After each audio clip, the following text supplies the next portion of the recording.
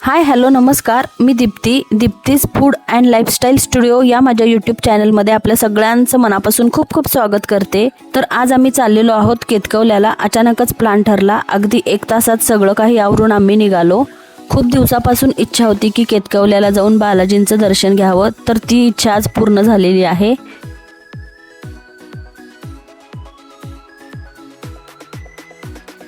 ही आहे केतकवल्याची सुंदर कमान। इथून आत शिरताच मन आपोआपच शांत होतं।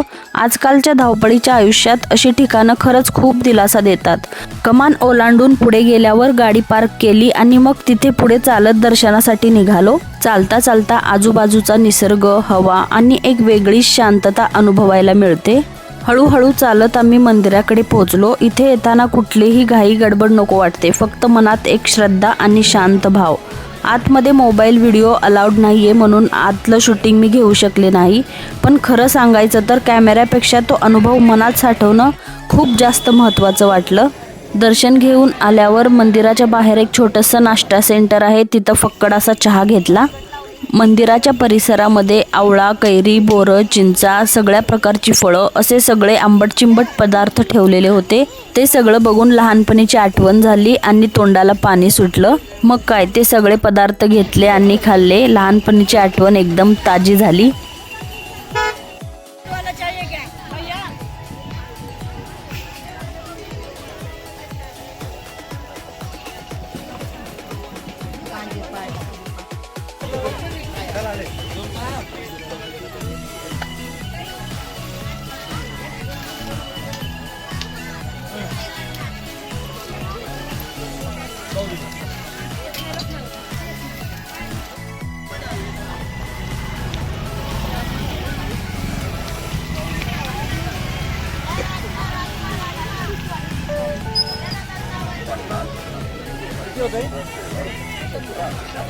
शंभर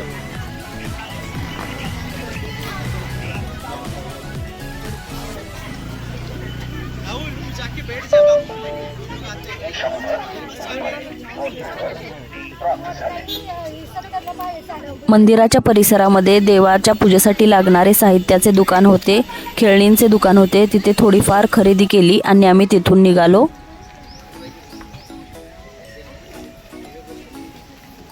केतकवल्याचा हा अनुभव खूपच छान होता। शांत, साधा आणि मनाला समाधान देणारा होता।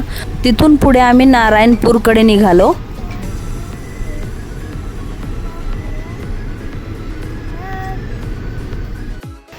मग आम्ही नारायणपूरमधील दत्त मंदिरामध्ये पोहोचलो। सगळ्यात आधी आम्ही दत्त मंदिरामध्ये दर्शनासाठी गेलो। मंदिराच्या आत गेल्या गेल्या मोठं वटवृक्षाचं झाड आहे, तिथल्या वटवृक्षाचं दर्शन घेतलं। दर्शन खूपच शांत आणि समाधानकारक झालं। इथे जास्त गर्दी नसल्यामुळे मन लावून देवाचं दर्शन घेता आलं।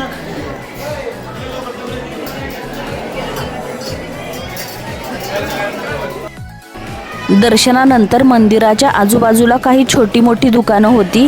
कुठे प्रसाद, कुठे पूजेचं साहित्य, अगरबत्ती, फुलं, नारळ सगळं व्यवस्थित मिळत होतं। आम्ही तिथे थोडीफार खरेदी केली। असं मंदिराजवळून घेतलेलं सामान घरी नेलं की वेगळेच समाधान मिळतं। सगळं आटोपल्यानंतर आम्ही पुन्हा गाडीत बसलो आणि पुढच्या ठिकाणाकडे निघालो। तेथून नंतर आम्ही बनेश्वर महादेव मंदिराकडे निघालो। हा प्रवास म्हणजे दर्शन, श्रद्धा आणि निसर्ग या सगळ्यांचं एक सुंदर कॉम्बिनेशन आहे। मंदिराच्या आजूबाजूला भरपूर झाडं आहेत, हिरवळ आहे आणि एक वेगळी शांतता आहे। इथे आल्यावर मन आपोआप शांत होतं। कुठलाही आवाज नाही, फक्त निसर्ग आणि देवाचं सानिध्य। हे मंदिर खूपच जुनं आहे। इतिहास सांगतो की बनेश्वर महादेव मंदिराचं मूळ यादव काळात म्हणजेच साधारण 13व्या शतकात बांधलं गेलेलं असावं। मंदिराची रचना पाहिली की लगेच लक्षात येतं की हे एखादं पुरातन मंदिर आहे। दगडी बांधकाम, साधी पण मजबूत रचना आणि कुठलाही दिखावा नाही। पूर्वीची मंदिरं अशीच असायची, शांत, साधी आणि श्रद्धेला केंद्रस्थानी ठेवणारी। मंदिरात पाऊल ठेवलं की लगेच एक सकारात्मक ऊर्जा जाणवते। येथील शिवलिंग फार मोठं नाही, पण दर्शन घेताना मन अगदी स्थिर होतं। इथे जास्त गर्दी नव्हती, त्यामुळे शांतपणे डोळे मिटून प्रार्थना करता आली। मंदिरामध्ये व्हिडिओ काढण्यास मनाई होती, त्यामुळे मी आतमधला व्हिडिओ घेऊ शकले नाही। मंदिराच्या अगदी समोरच्या बाजूला एक मोठा नंदी ठेवलेला आहे। तिथेच एक हनुमानाचं मंदिर देखील आहे। मंदिराच्या बाहेर अशा मातीच्या सुंदर वस्तू विकायला ठेवलेल्या होत्या। बनेश्वर महादेव मंदिराचं दर्शन झाल्यानंतर आम्ही थेट पोचलो त्रिदेव टेम्पलला। हे मंदिर हायवेवरच असल्यामुळे मंदिर शोधायला अजिबात अडचण येत नाही। हे मंदिर खूपच भव्य दिव्य आणि मोठं आहे।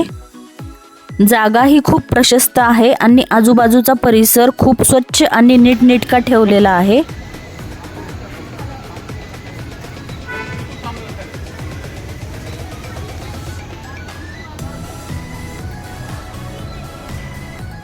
मंदिराच्या आत गेल्यावर आपल्याला सगळ्या प्रकारच्या देवांच्या मूर्ती एकाच ठिकाणी पाहायला मिळतात। मंदिराचा परिसर खूप मोठा आहे, फिरायला मोकळी जागा आहे, बसायला जागा आहे आणि एकंदर खूपच प्रसन्न वातावरण आहे। इथे आल्यावर घाई करावी असं वाटतच नाही।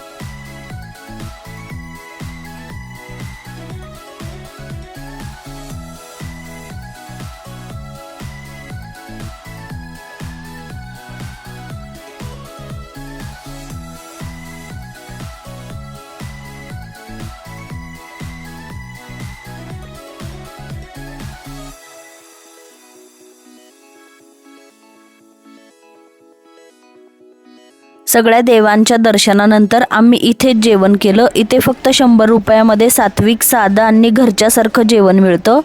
जेवण खूपच चविष्ट होतं आणि पोटभरही होतं।